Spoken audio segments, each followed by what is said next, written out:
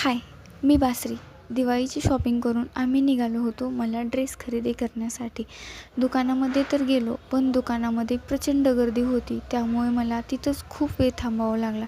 नंतर जेव्हा माझा नंबर आला, तेव्हा आम्ही ड्रेस बघितला आणि चॉईस करून आम्ही घरी निघालो. कारण घरी जाऊन मला आज खूप कामे होती.